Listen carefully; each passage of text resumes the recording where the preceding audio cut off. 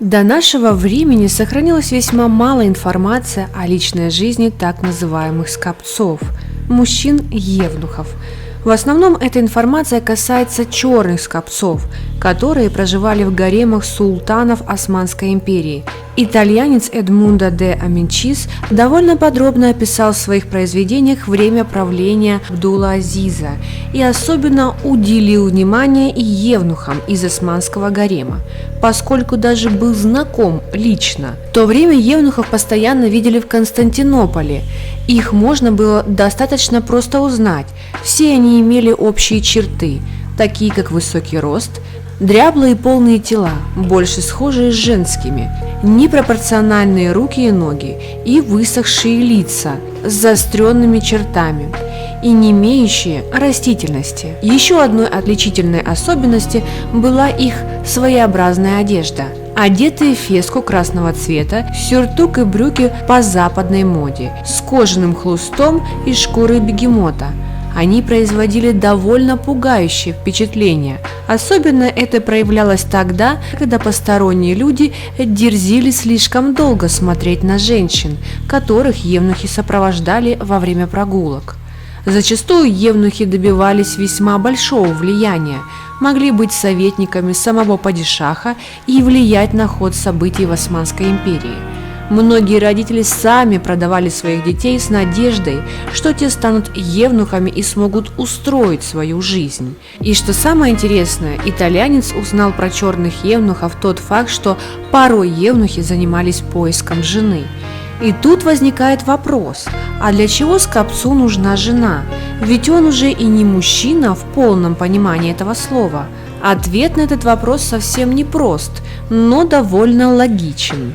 Несмотря на увечья, мужчины-евнухи все же люди, и как в любом человеке в них живет потребность любить и быть любимыми. У них была все еще сильная тяга к прекрасному женскому полу.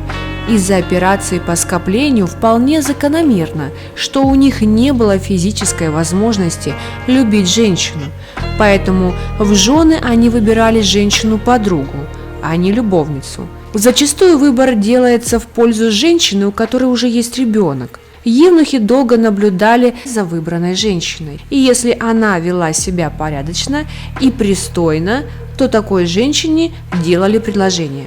Ребенка от такой женщины мужчины-евнухи затем растили и воспитывали как родного. Некоторые скопцы, разбогатев после службы, уезжали в самые отдаленные уголки империи, набирали свой гарем из красоток-девственниц. Цель этого была одна – возможность изо дня в день наблюдать женскую красоту и чувствовать привязанность и теплые чувства, сходные с любовью. Бывали случаи, когда евнухи удочеряли малюток, не имевших родителей. Их преследовало желание в конце своей весьма недолгой жизни чувствовать рядом тепло и поддержку родных людей, которые утешали их на смертном одре. Ведь в основном в их жизни была не любовь и привязанность, а жестокость и насмешки посторонних людей над их увечьями.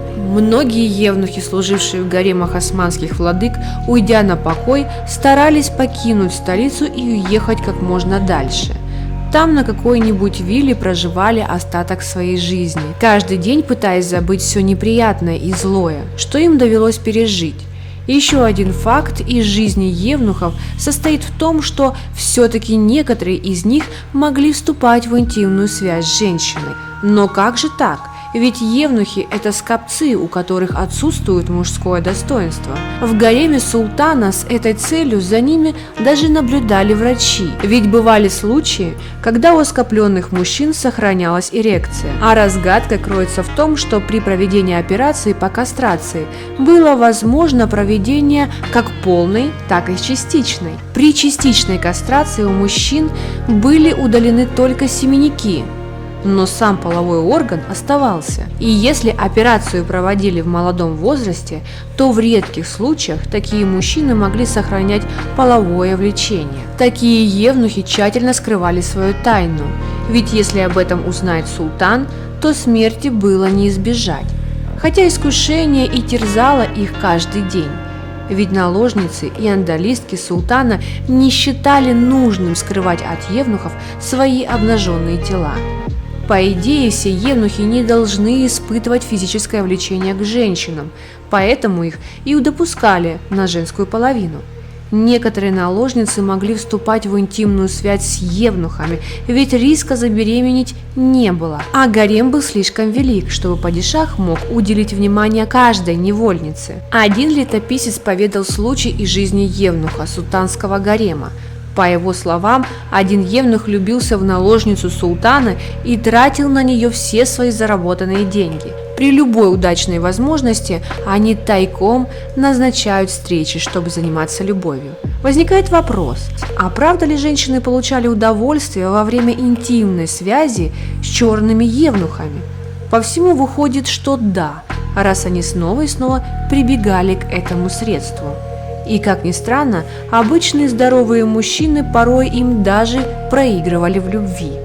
Как рассказывал один дворцовый стражник, несколько его знакомых женились на бывших наложницах из гарема султана, и спустя через неделю они подали на развод. Объясняется это тем, что бывшие андалистки якобы начали упрекать новоприобретенных мужей в том, что не могут доставить им столько удовольствия, сколько черные евнухи из гарема. Вот так и получается, что некоторые евнухи способны доставить женщине много больше удовольствия от интимной близости, чем нормальные здоровые мужчины. Но, впрочем, это лично дело каждого. Ведь не секрет, что женщины также бывают разные.